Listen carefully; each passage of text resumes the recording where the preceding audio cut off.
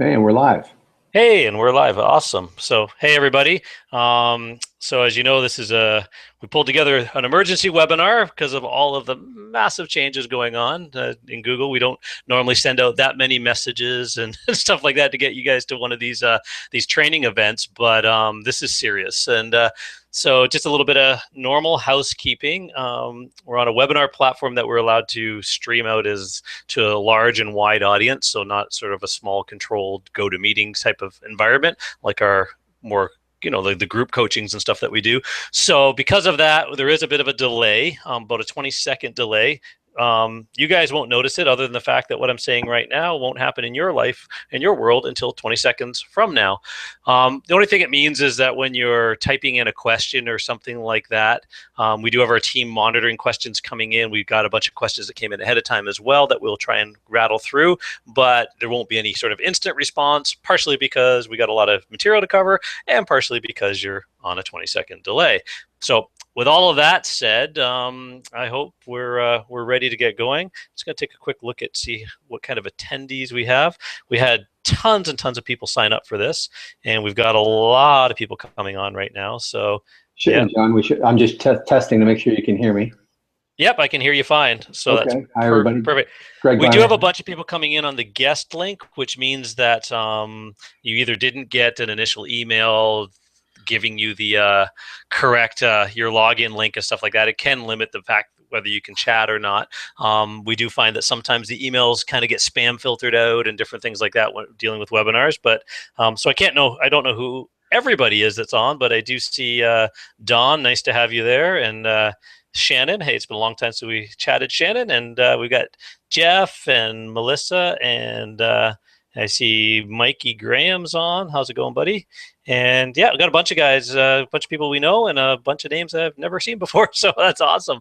So I'm glad everybody's decided to join us today.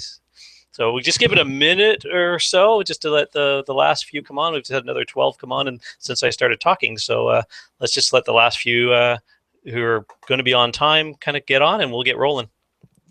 Okay. Well, I guess one of the things we should probably start is not really without getting rolling. We should probably preface this, and I'm sure we'll reiterate as we go through. For those I didn't introduce myself, it's Greg Viner here. For anybody who doesn't know, what's happened lately is Google's made a change, and the problem is that Google's made changes before, and there's been so many frightening prophecies of impending doom, which turned out to be sort of a boy crying wolf. Well, this is different. This has already happened. It's behind us. And a lot of the people who are on this call today are probably finding that their calls are down significantly, especially if you're one of these people who have multiple locations and you're physically only located in one place. There's a whole bunch of problems. Plus, I mean, and we'll get into that too.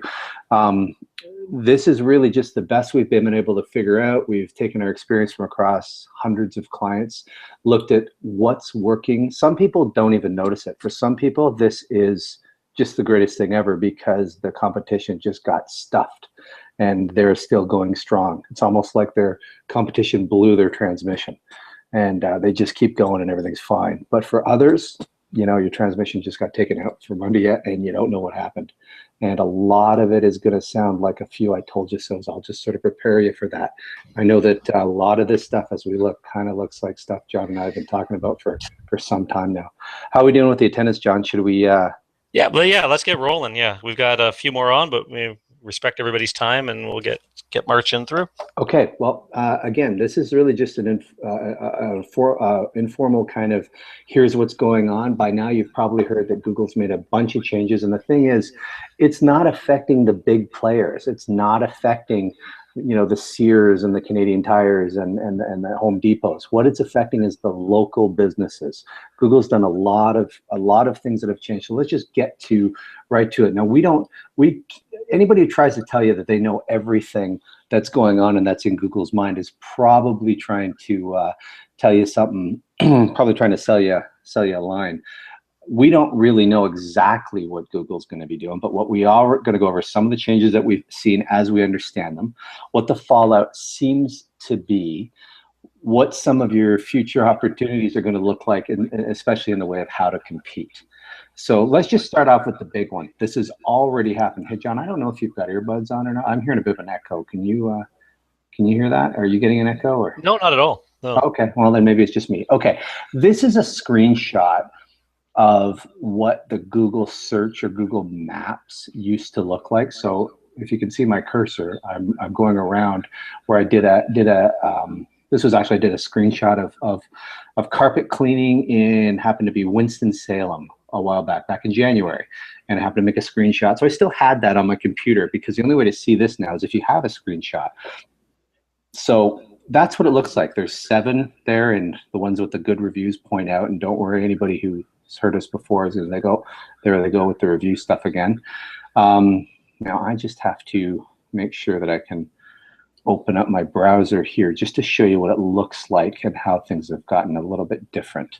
Yeah, they used to call that the 7-pack, because that's all, even if there was 70, 80, 100 providers, everybody was scrambling to get onto page 1 of Google on the 7-pack for their local maps listing. So that was kind of embedded in the middle of the page on a local search. Right. So I'm having a little bit of difficulty with this, getting open my okay, hang on a sec. For some reason, I see something coming in and out of the corner. Yeah, that wasn't it. This, you wouldn't believe how smoothly this worked before this call started. Okay, for some reason, I just can't launch a browser, so I'll just have to go through and show you what it looks like. I wanted to show you live, but what worked a minute ago seems. What if you minus your PowerPoint? Just as a thought. Yeah, that's a good idea. I'll just make that smaller. And now there's your desktop in the lovely mountain. Right, but I can't seem to locate new window. Okay. There we go. This ought to work. Okay, so remember, what we checked before was carpet cleaning, and it was in Winston-Salem. So today, if we go carpet cleaning, Winston-Salem, you see what our results look like. And you'll notice that now, instead of there being 7, there's only 3. Now, so what, you might say? I mean, that might make you say, well, okay, so it's getting more competitive. Well, that's more than twice as competitive for 1. But there are definitely some other issues to be concerned about. And let's just go through. Like, you'll notice, for example, there's no phone number. There used to be a phone number that you could click on. There's also no address. And that actually means that it's gone to a 2-click system. And we'll talk more about that as we go. But if I want to find out anything about these companies, I would have to click on the website. Now, what is making these things better? Why is to Steam Source and Professional Carpet Systems coming up ahead of Steam Point Carpet and then all the other ones that might have good reviews below it? Well, all things being equal, reviews are the #1 thing. But in this case, obviously, all things aren't equal.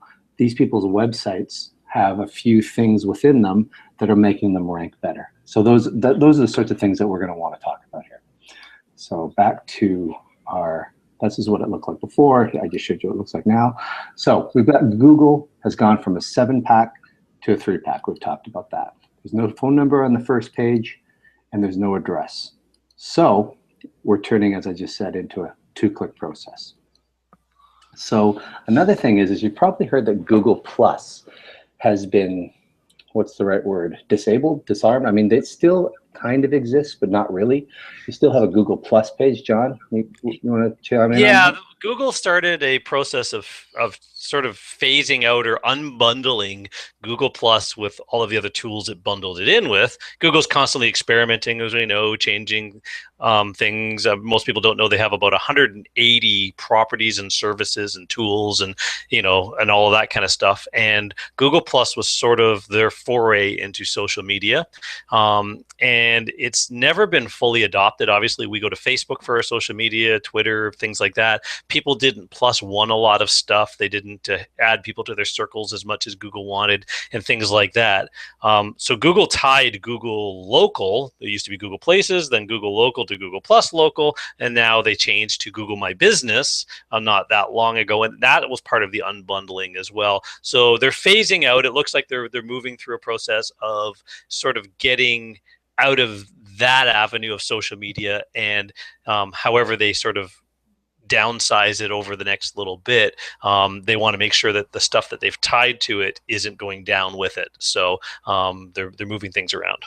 Yet they still use it as a data reference point. I mean, it's still very important that you take care of your Google My Business account. Again, we'll get into that a little bit further, because the more Google still needs a lot of points of data. In fact, we'll talk about citations and things like that as we go through this. These are all issues that you really could have ignored and sort of gone about your business normally. Well, if you're relying on anybody finding you online, even if they found you online in the past, you're going to have to be concerned about some of these things. Can I tell my joke, my dead body joke? Yeah, absolutely. Yeah, what's the where's the best place to hide a dead body? You got to say where. I don't know. What is it? Where? Page 2 of Google. So there you go. Keep that one in your. You can add that to your repertoire for everybody. But no, it is when you go from 7 listings to 3. You realize that that's 57% of businesses just got wiped out of the maps listing where we know most people go and look. So yeah, that's just understanding throughout this whole thing the importance of the fact that people don't scroll around. So that's why all of this is really important. And we talked about Mobilegeddon before, and I think that was one of those things where they said it was coming, and I think everybody went, well, my phone's still ringing. It's just web guys trying to get me frightened of things. This is really happening. So there's no videos currently that show up in that search results. And another really important thing is that unverified Google Plus accounts are going away. Now, they unbundled Google Plus, so they're not showing it, but they're completely delisting the unverified Google Plus accounts. I've talked to a number of clients or potential clients over the last few weeks even, who just never bothered to verify their Google Plus listing because they didn't understand why it was important. But if you want to be found on Google, remember, it's their sandbox. They make up all the rules and they can change them as you go. So especially if you ever get sanctioned, or you get some sort of so you're doing something that Google decides isn't in line with their policies, I mean, it's going to be really, really tough to get found on Google. So you definitely want to make sure that your Google My Business account is all up to date. So the fallout, just to hit into that, as John said, as much as 70% of business lost rankings, and 50, what'd you say, 53%? 57 is the math of 7 to 3 of 7. Right. Kind of. So, but yeah, as much as 70%, according to Moz and Mike Blumenthal and a bunch of other big names, have actually lost rankings through this shakeout. So. Yeah, and so this means that it's a lot harder for the local businesses to compete online using Google. So this is a huge problem. I don't know if anybody can put something into the chat box or not. We'll probably see that in about 20 seconds. If anybody's noticed that the phone calls have, I mean, I don't know if you'd seem to die down or not. You might have found that that's the case. You might have written that off to just the time of year. I'm not sure. Definitely your competition is going to increase. And it looks like, unfortunately, nobody wants to hear this, but it looks like Google is positioning themselves to move for a pay-to-play type game. That is not a nice message for John and I as internet marketers to deliver. That's really not a good message. Nobody wants to hear that, but it's the right message. You have to be aware of this. There is going to be a lot of opportunity, but the days of being able just to pay a few $100s and go about your business, those days are gone. They're just completely over. A lot of Panda and Penguin way back when, if you guys kind of follow a little bit of, or have an SEO, or other companies use us, whatever, and you've heard the days where Panda first came out, and then the Penguin, and then Pigeon and Hummingbird, and all these different updates that Google has been rolling through over the last 2 to 3 years, basically. All of them are designed to get rid of the pay somebody in Kazakhstan $100 or $200 for 10,000 backlinks and show up on page 1, whether you're relevant there or not. They've just gotten really good and really sophisticated at what they believe it means to be a legitimate business. So therefore, ultimately, a good user experience. So the users can find the best providers of the products or services or information they're looking for. Well, yeah, actually, a statement came out from Google, which, you know, I don't buy, and I'm not that I'm an expert per se, but a lot of people who really are experts in this market who are doing extremely high level consulting are also saying this is more of a political statement. You can read that for yourself. You know, Google says they're constantly exploring the best way to bring a better search experience to users. Don't really buy it. I mean, I think they're looking for a way to monetize some of the stuff that used to be free. I mean, Google's a wonderful service, but it's not a utility. I mean, they're a business. So this update provides people with more relevant information, including photos, reviews, and prices for searches that have multiple results for a given location. So this is them coming out and saying this is a big deal. So why? Well, we figured that they want to increase their paid traffic revenue. That is the quick answer to one way around this. That doesn't mean that that's all you can do. Okay, now you've got to go find $10,000 a month to compete. That's not what that means. But this looks like there's going to be, if you used to just do white hat stuff and get found on Google, you've been around a long time, probably isn't enough. And they're testing out a few things that looks like they can track these results. And if you look, for example, in San Francisco right now, they're doing in the services industries, they're doing something that looks remarkably like paid leads. And Google notoriously tests things out in certain areas before they roll them across. So the only reason to track results, really, now that it's a two-click system, probably because they're going to have a much, much better understanding of the value of a click. Whereas before, you could go to that one I showed you up at the beginning. I won't try to find it, where you had the 7-pack. You could just call right from there, and Google had no idea what you'd done. They couldn't tell if you'd made a call. They couldn't tell if you just saw the address and moved on. They really just brought you the information, and then that was that. Now they have an awful lot more understanding of what the users are actually doing. John, were you going to add to that? Actually, I'm going to add one thing. I just got a message from one of our techs on the line that your screen might be a little bit blurry. That's probably a bandwidth connection between the webinar platform and you know, the feeds and all that kind of techie stuff. So we'll get a replay out as well. It's totally crystal clear on my end, so hopefully the replay is crystal clear as well. But you know, we're going through, we'll just read more of the content that's on the screen just so that everybody, if they can't see it on their end, can hear it. So. Oh, okay. So I am getting a little bit ahead of myself. The bullet point we put here is it looks like Google is paving the way for new paid services.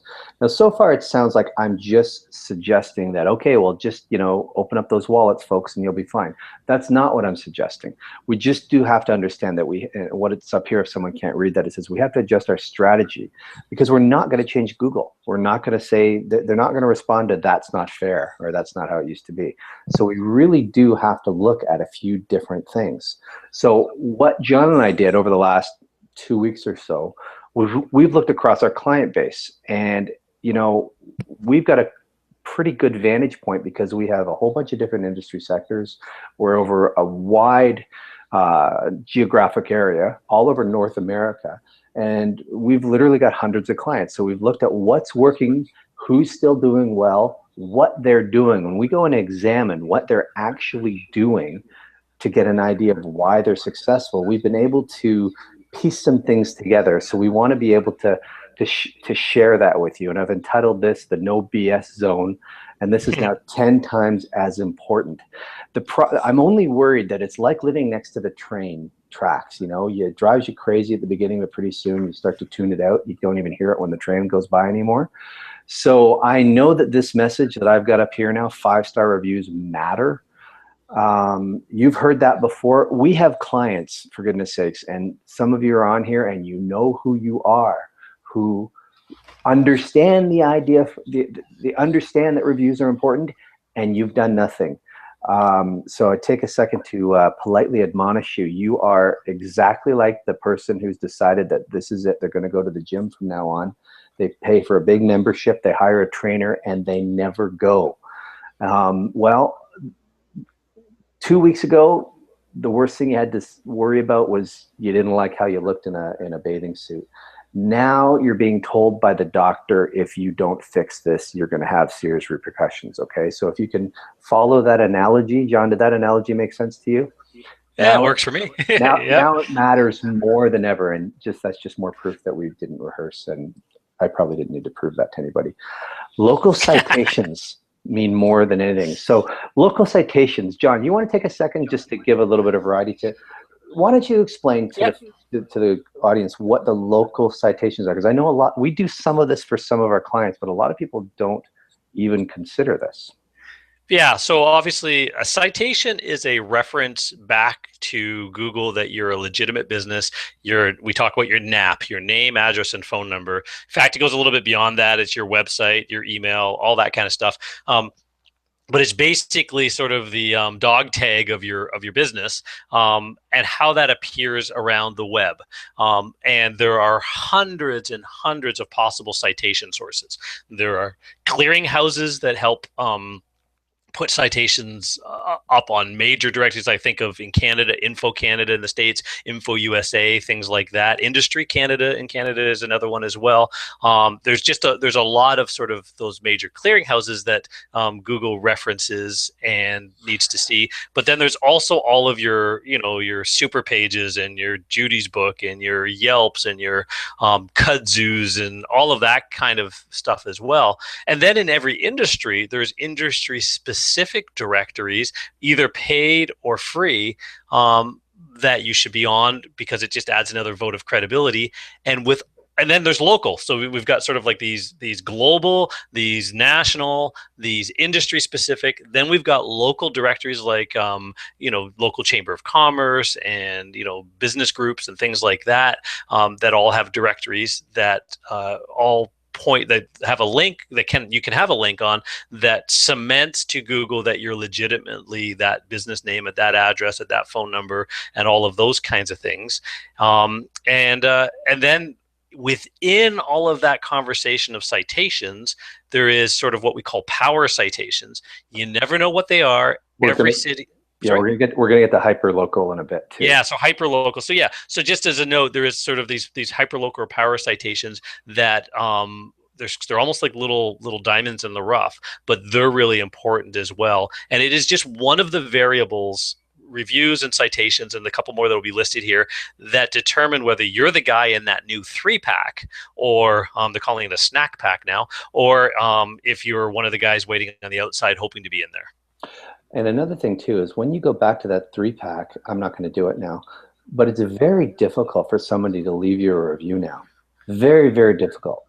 So you really need to have some sort of a strategy in place to get those reviews now more than ever. And I know some of our clients are going to go, okay, well, yeah, I guess they would say that. It's absolutely true. You go try to leave a review for a business that you know locally right now, just by Googling their name. Just go find them. Just by going into try yourself, yeah, for sure, into their niche. Now, if you put in the name of the business, you're still going to find it. You're still going to find the Google Plus page. That's not the trick. You go into their niche. Go into the niche: car dealer, home repair, home builder, electrician, whatever, in the city, and try to leave a review and just see if you can do it yet. Okay. Now, we've also found that it's almost near impossible to leave a review that if your business isn't listed, like if you don't have a registered Google Plus, like if you haven't verified that, to even find it, because now if you type the business name in, as those unregistered ones are starting to fade away, now where do you go? Yeah. One other thing about the citations I want to say, because I don't want to beat it to death and I don't want to bore anybody, but I think as a non web sort of marketer, you might look and say, I just go to Google. I don't go to all these local places. Well, and you probably don't, but Google goes to them. And Google is so complex, it actually has figured out that your local chamber of commerce has a much higher weight than some other listing that it's figured out is just a list of a local BIA director or something, for example. The next thing, the ones that are doing well have great on-page SEO. So that means that they're following the practices that Google wants to see. You know, they've got a bunch of new content coming in. They've got a relevant posting site. They've got live reviews streaming from third-party reviews streaming onto their front page. They've got their NAP included on their website Yeah, somewhere in the proper coding and the yeah. proper, you know, reference tagging and stuff like that. Yeah, and this isn't just about keyword density and all that stuff. This is legit. See, those were hacks. All that stuff were hacks where people sort of figured out what Google was kind of looking for as their algorithm was less sophisticated. So they sort of figured out what was going for, and then they artificially created it for you. That's what SEO really was. Well, now what we're talking about is Google has come to a point where it is so advanced and so sophisticated, it can tell if you're searching at your home computer or if you're on your mobile phone a few blocks away, and it will give you different results depending on that. So that's another thing to keep in mind. So if you go online to search something, take a screenshot, then drive across town and go to Starbucks and try again. And in a lot of cases, it'll be different. And I So want to make a quick comment on that because you did mention Mobilegeddon earlier, because April 21st was the date that Google basically said, if you don't have a mobile-friendly website, especially in local, but in general, then you will be displaced by those who do. So if your whole category is full of none, then as they start coming online as mobile options, you will be bumped down the list. If your category is full of them, that would be a reason for you not to show up on a mobile device, regardless of how great your reviews, citations, SEO, and all that kind of stuff are, because it became the number one variable for mobile. What we've noticed is that this new update actually seems to be very mobile centric. It's the look of what used to show up on your phone is now the look of what's showing up on the desktop platform. And Google knows that it's all about 70% of people are actually searching from mobile first. And that's a growing trend. People tend not to even buy laptops as much as they do tablets and, smartphones and bigger screen smartphones and things like that. So, so that mobile thing is still massively important, and it actually impacts this whole update as well. do you want to talk slightly about the difference between mobile ready and mobile optimized? We can put that out just quickly. It wasn't, obviously not something we're kind of getting into here on this call. But mobile ready, there's sort of there's a lot of Misnomer? websites that there are websites that have mobile templates or mobile feel to them. So as you get a smaller screen, things move around, bounce around, and it becomes a longer, narrower page that you can still read. And that is definitely acceptable by Google as far as their terms of service and allowing it to be shown, because they just want to make sure the images and the text shows well on a mobile device. It doesn't go all tiny. Mobile optimized, that's different, that's more of a marketing conversation, because what does a person on a mobile phone expect to, expect to interact with or want to interact with? And we're all kind of an app-based culture. We want to see something on our mobile device that is a little quicker, snappier, get to the main meat, all that kind of stuff. And then we can go back, we can bookmark it and go back to the main site, or look at it on a larger display at a later date and read more of the content. But for now, I just want to, I'm on the fly. I want something, that captures my attention for a few seconds, and then I can make take my action and move on. So a mobile optimized website tends to look more app based. Everything fits onto the one screen, usually when you're on the home page, and then there's very little scrolling, very little screens, and you have to kind of go to the desktop site to see the rest of the great content, because it's designed to be mobile friendly. Yeah, so if you don't have a mobile friendly website, make sure you spend the money, get one. You need frequent content. I know I'm broken record here. New reviews being streamed to your website are considered frequent content. But this is also ongoing blog posts and site updates. You need to change your website. You need to talk about specials you're running, things that are happening. You need to have a dynamic website. You need to be in there checking out stuff. You need to have social media posts. If you're not doing blog posting twice a week, you're falling behind. I mean, I know in the past everybody said, well, I know I should be doing this, I just don't know why. Here's a good reason why. You need to constantly have the content fresh so that you show up in the results, and that your website looks as relevant as your competitors as far as Google is concerned. Yeah, and the side spin off of that too is really cool. Is that not everybody types in those local keywords. So if we're talking about a roofing company in Atlanta, and that's what people type, but other people type in, I've got a leak in my roof. that doesn't necessarily show up a search of roofers, but a local roofing company that has a blog post or articles written around that, and they come up at the top, and you click on that, read it, and there's their phone number and information. Imagine how valuable that is and how stealthy that is when your competitors are fighting tooth and nail for those 3 or 4 or 5 top keywords, when we even know in, for example, the carpet cleaning industry, there are about 10,000 known keywords by Google that people type in around topics of carpet cleaning and and those kinds of services. 10,000, and you talk to anybody and you can probably rattle off about 15 off the top of your head. So the rest of them are gold to show up for, because you're literally almost competition proof in those environments. The next bullet point is great analytics. Basically, that means are people staying on your website? Do you have a bounce rate of 50% or better?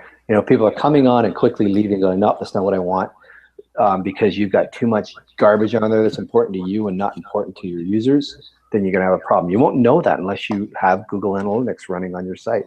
And you have to be objective and look at the science behind it, not just looking at it with your eye and deciding if it meets your taste or not. And another really big important thing, I mean, Google, it's their sandbox. Their toys are Google properties. So you should have a Gmail address. I had a conversation with one of our clients last week, and if she's on the call, she'll know who I'm talking about, who's using a local ISP provider's website because, quote, we're paying for it anyway. That's just stepping over dollars to pick up pennies. Use Gmail. It doesn't have to say at gmail.com. You can have it at yourbusiness.com, but do it through Google. Have a Google Calendar. Have your Google My Business all sorted out and 100% complete. Google likes to see that stuff. Of course, they're going to favor that. So, I know what a big one in that is. Before you go on to the last point on the slide is Google also owns YouTube, and they've put a lot of emphasis. We know that video is one of the number one consumed content. So the more video content you have, the more you're matching, using Google properties and good SEO through videos.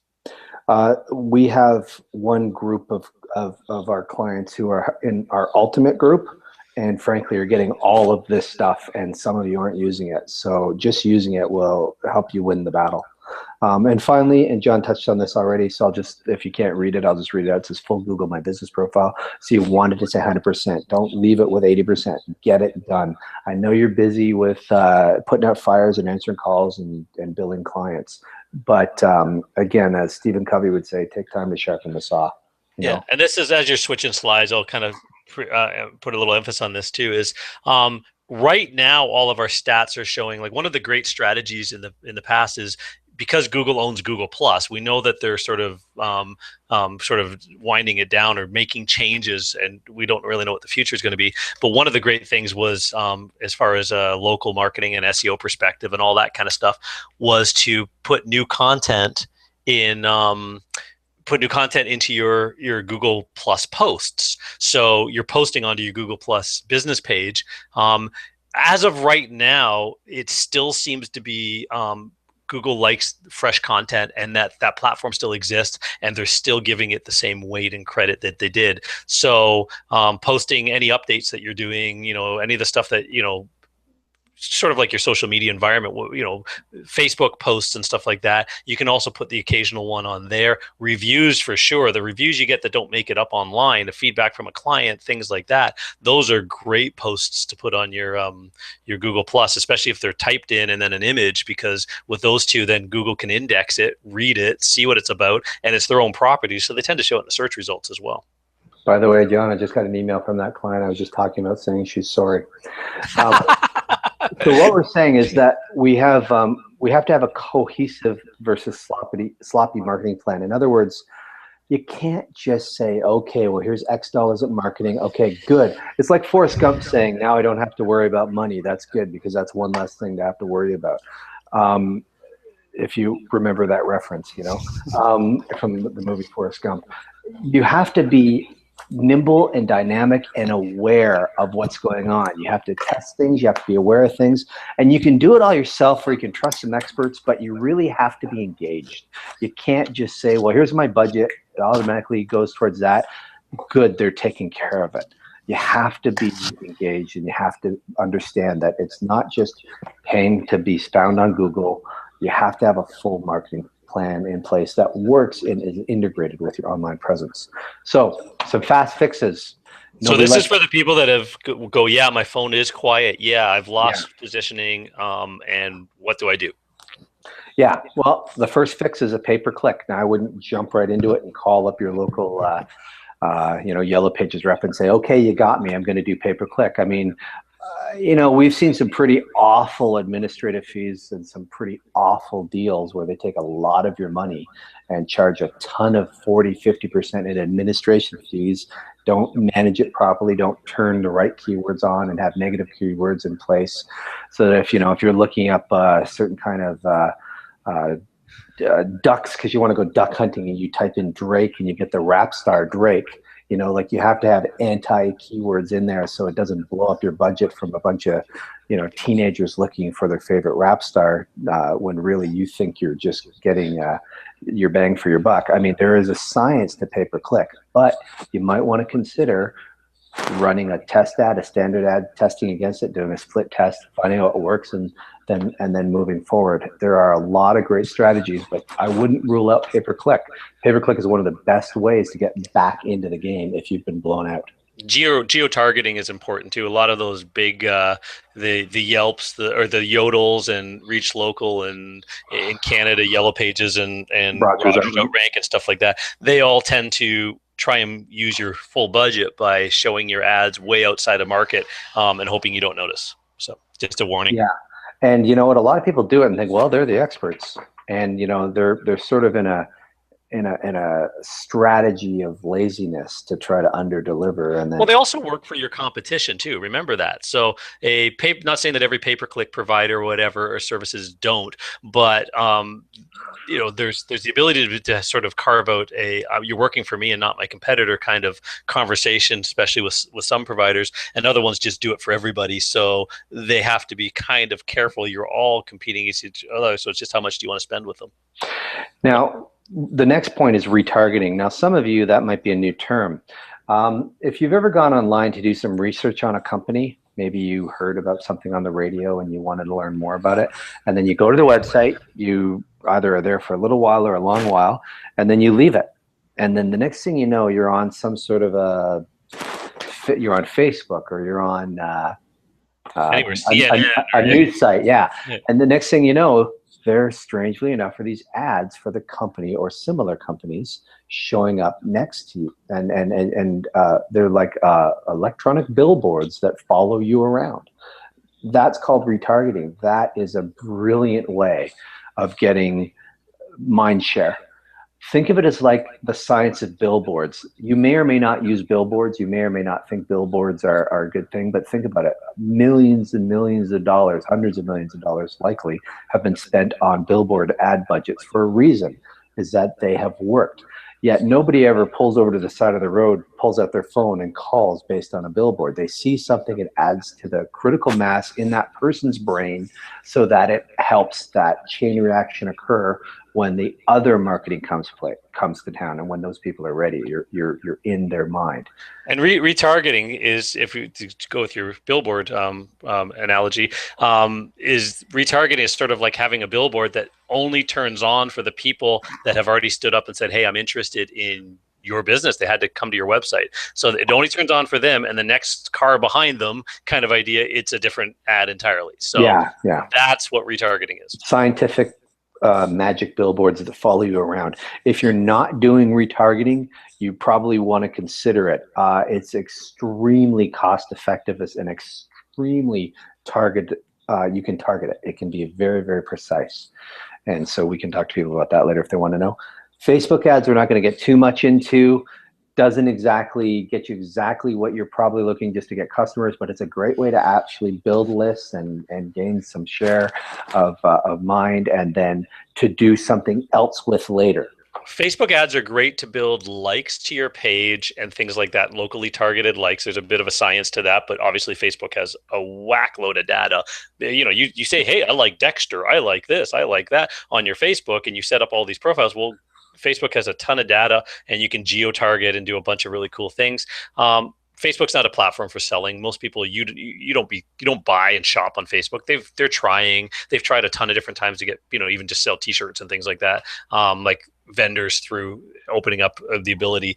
Doesn't happen very well. We're not on Facebook to buy. We're on Facebook to be social and interact. But we will like a page and we will follow somebody and do all those kinds of things. And then at that point, it's then how do you take them off the page to sell them something down the road? But Facebook ads are great at building an audience and a list, and lists have become really important. Yeah.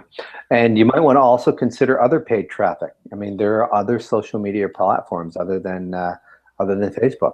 I mean, this also is a great time for Bing and Yahoo. You may personally not use it a lot, but I expect that with these changes to Google, this will create some opportunities, and some clever marketers will figure out some good ways to use some of these other paid traffic sites. And I really like the way you said Yahoo. I usually say Yahoo, but you or Yahoo, but you put a whole new emphasis on it. It made a really exciting business to be in. Another one of the paid, just so I go back one quick step, is paid platforms is retargeting. You get now it sort of follows you around.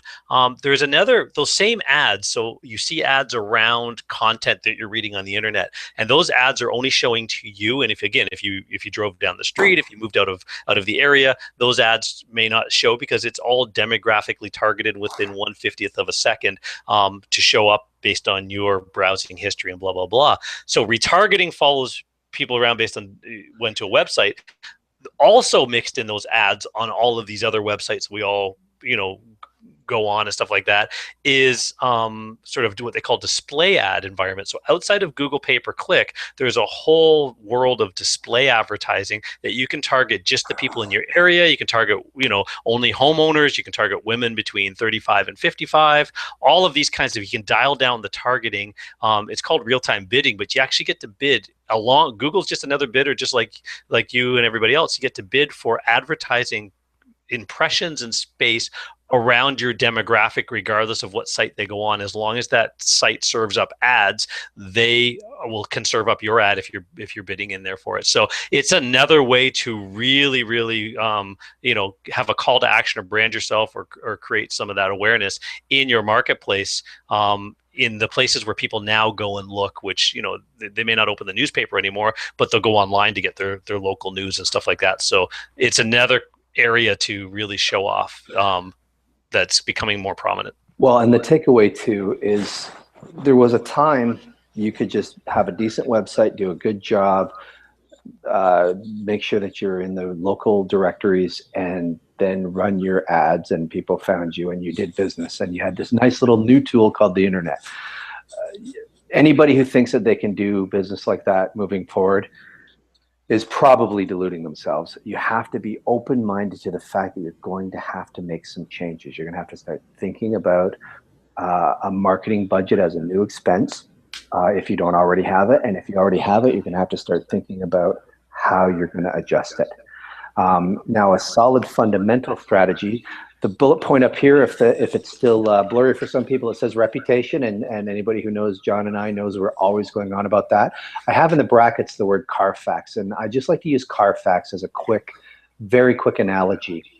Many people today won't buy a used vehicle without asking for the Carfax, and the reason for that is they're not sure if the vehicle they're getting is good or not. There's a good chance that it is good. And 10 years ago, before Carfax, you just sort of rolled the dice and took your chances, and you dealt, with somebody reputable, hopefully, and it worked out. Well, when Carfax launched, they didn't try to sell Carfax to the end user. They wanted to sell them to the dealers. The average buyer buys a car every 5 to 7 years, so they couldn't survive on that. So what they did was brilliant. They went and they did a marketing campaign, and they spent a lot of money in television and radio spots that said, if you don't check your Carfax, you might get a lemon. And they educated the public, who then went to their dealers to buy their used cars and said, well, where's the Carfax on this? And the dealers were forced to start adopting the Carfax system. And again, it doesn't mean they were selling cars that were lemons. It meant they had to prove that they weren't selling cars that were lemons. And that's a distinction. When you saw the Yelp ad. If anybody hasn't seen Billion Dollar Bully, which was in part of the emails that were sent out leading up to this call, there's a 2-minute trailer. Just Google Billion Dollar Bully if you haven't seen it. That's just a 2-minute trailer for a movie, a documentary about how Yelp is being a bully, so-called, and we don't need to debate about that. One of the questions we ask is, what's the takeaway from that 2-minute video? And the answer, we gave the hint, it's not that Yelp is a bully. The fact is, the fact that Yelp is able to bully anybody, or the idea that they might be able to bully anybody, is only possible because people are now looking for reviews. If reviews didn't matter, these businesses that felt that they're being bullied by Yelp would tell them to go jump in the lake.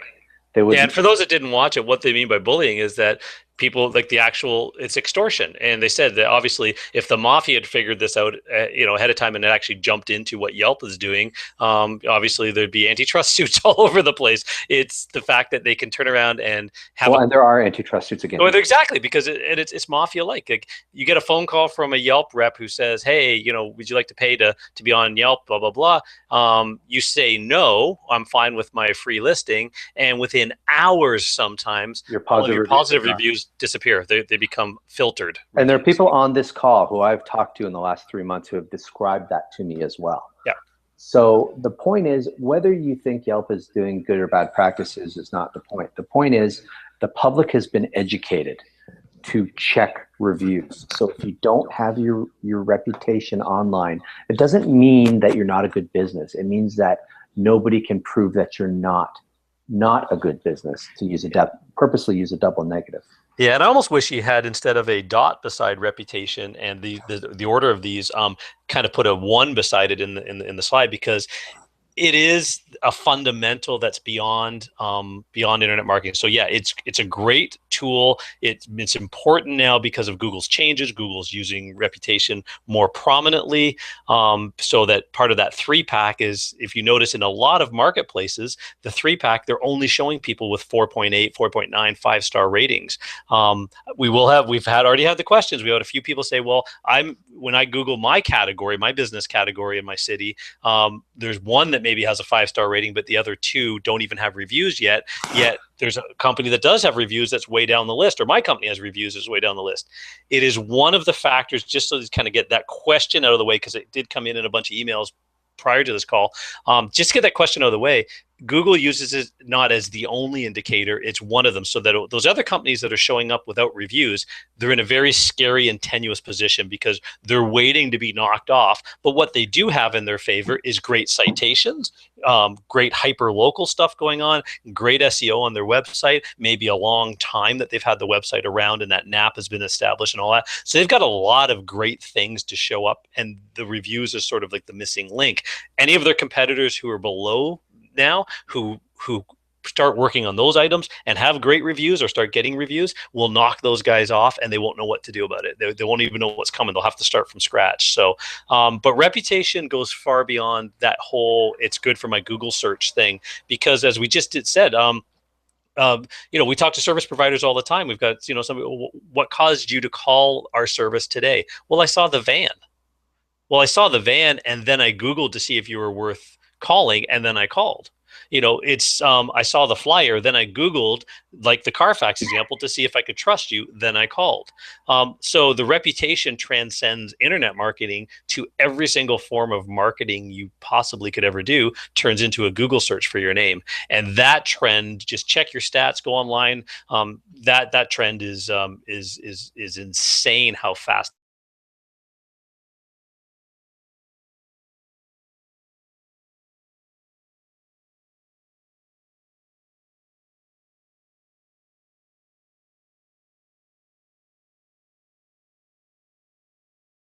Yeah, you can see me sitting here. It's a good thing. Okay, let me try to go back to, I don't know what happened there. I'll go back to share. And this should take me back to the right one, I hope.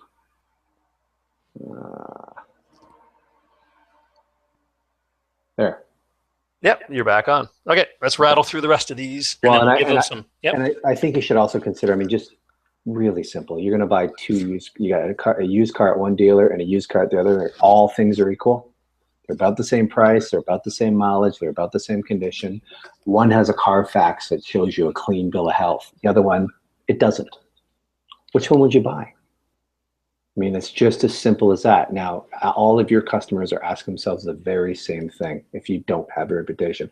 I've heard people say, well, you know, we've been around for a long time. Yeah, in your brain, you know that. You have to have great local search. So like John said earlier, having the citations and having your Google My Business all in place. You know, some people are doing things like radio and television ads. And one of the deal breakers you should put into your contract now is, can you get a link from that site back to yours? Because that sometimes that means even more than the ad. You know, so through the radio station or the Chamber of Commerce. I mean, if you're going to join a Chamber of Commerce, pay to have your business mentioned on their site, or pay to have a link from their site to yours. It gives you a ton of credibility. It doesn't cost very much. It's a few $100s.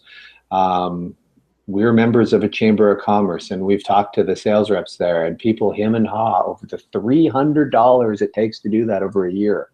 Everybody should be calling their Chamber of Commerce right after this phone and joining. If you don't join, if you're already a member, then pay the $300 or $400 or $500 for the whole year and have a link established back to your website. It's one of the cheapest and most effective things you can do. You got to have on-page SEO. We've talked about that a lot. And then, of course, hyper-local. That would be an example of just to go on further about the Chamber of Commerce site, or finding others, or local sports team. Start talking about, if you're a carpet cleaner and you think, well, our local sports team just played in the finals, what's that got to do with carpet cleaning? Nothing. But it shows you that you are putting local news, local events, local current things. Find a place in your site to post about that, and get in the habit of putting it there, because that Google loves that. That adds to the Google juice, the Google weight. So have some hyper local links. John, you're going to add to that? Yeah, and the other thing with hyperlocal is what we do is, part of what we do when we're doing sort of what we used to call Google Plus work or Maps work for companies, is part of the deep dive we do there is try and figure out sort of, again, the couple hundred citation sources we need, but we also search around in your market and in other markets to find the guys that are ranking at the very, very top, do a huge forensic research into what are all of the citations and directories and links and everything else that they have, and then try and figure out, we started which ones are paid, which ones are free, which ones are easy to get, which ones are difficult to get, because somewhere in that mix is a couple of hyper local links that Google has just decided to elevate to a status of being far more valuable than the rank and file ones.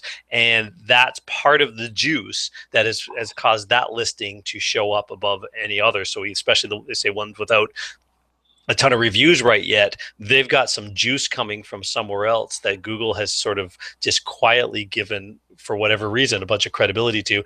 So hyperlocal is all about finding those as well, because having those is gold. It's getting inside Google's head as well. Great. Email list, very important. If you don't have your email list, start building it.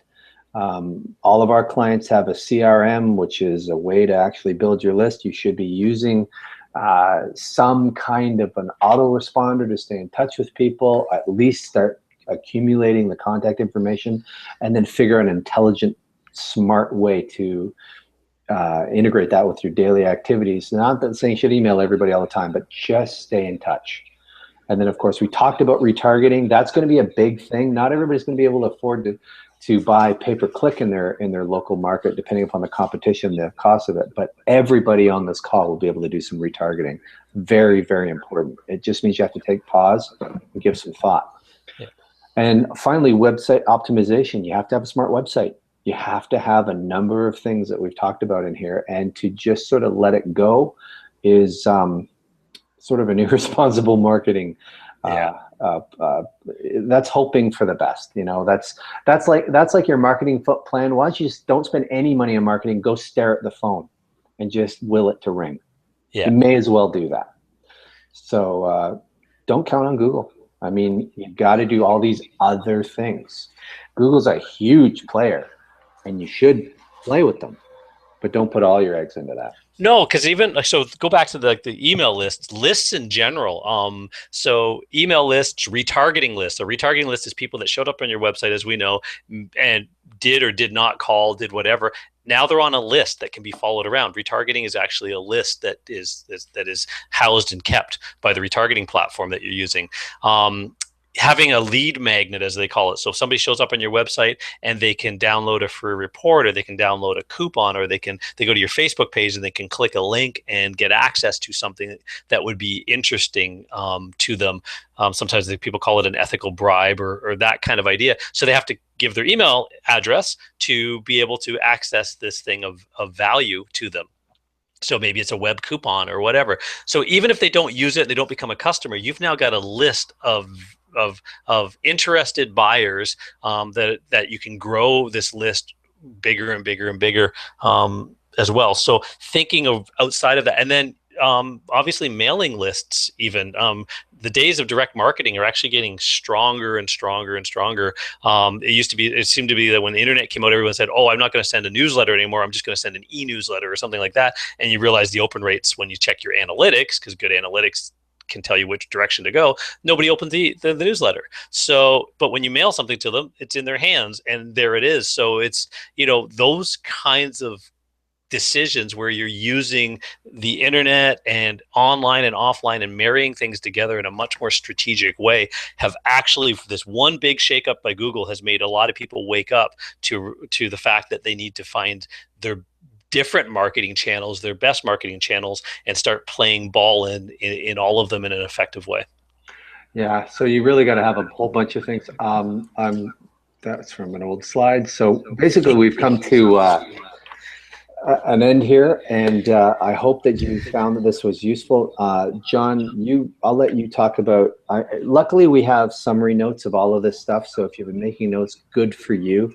If you want a really comprehensive outline that's actually a quick read, but it has it as a reference point, then by all means, we'd like to give that to you. Of course, at no charge to you whatsoever, but we'd like to get that to you. John, go ahead. Yeah. So that we'll send out a link to everybody who was on this training here to get a chance to get the summary notes for sure. We're also going to carve out a bit of time. We normally charge a couple $100. It's actually $297 minimum to do a full sort of deep dive diagnostic of your business. Just, hey, what am I doing right? What am I doing wrong? Where are the opportunities? What am I, competitors and stuff like that doing right that I should be thinking about? Where can I best allocate my budget? All of those kinds of things. It's a 57-point marketing audit analysis. And again, it's not, hey, 57 things and Screaming Tree Media sells 57 products. Absolutely not. It's actually a full comprehensive, what's the best use of your time and energy and strategy from today's perspective, with the current changes and stuff like that. And then you've at least got a game plan. So we're going to open up a few of those and make those available when we send out the email with the link to download the report. You'll have the opportunity to chime in and request one of those sessions for free, as well, if you're interested. So just so you know. But also please be patient, because it's going to be, we don't have, we have a good team, but we have a lot of, this is one more thing for us to do. And I'd love to say we could get to it next week. I don't think, just have to, first come, first served, but. Absolutely. And we're going to have to limit it. So we do have a strategic meeting after this call based on the number of people that showed up on the call. So you never know how many you're going to have show up on a webinar. And when it's the volume that we've got shown up today, it does warrant a meeting in the next hour or so. So anybody who wants to call me directly, sorry, my phone's off for the next little bit. But yeah, we will get the summary notes out to you, and we will let you know how many, sort of, if you're interested in just getting a broader, whether you're a client of ours already or not. There's a good mix of both on the call. So you can kind of get a full understanding of, hey, I don't send out direct mail or newsletters or stay in touch with my list. What should I do? There's options around there that have nothing to do with us. So we can help advise on a lot of that kind of stuff and how it all ties into what you currently are doing. And you're, current allocation of marketing resources. Excellent. Okay, well, ladies and gentlemen, it's been about an hour exactly. Awesome. Appreciate you chiming in, and we'll be talking to some of you for sure moving forward. Some of you are great clients of ours, and we're glad to have you. And any new connections that we can make, or even if we could just have helped, we're glad to have done that. So that's me signing off. Greg signing off. And Yeah, well, yeah, and thanks everybody for being on the call. And we'll share out a replay after, once we confirm that everything was recorded properly. Again, digitally, you never quite know. We'll get a clean replay out available as well. And we might even suggest that for some of you guys that are in networks and stuff like that, we work with a lot of franchise networks. It might be something that you could share out to the rest of your network as well, just to make sure that they're not falling behind and the competitors are starting to eat them up as well. Great. Thanks, everybody. Cool. Thanks.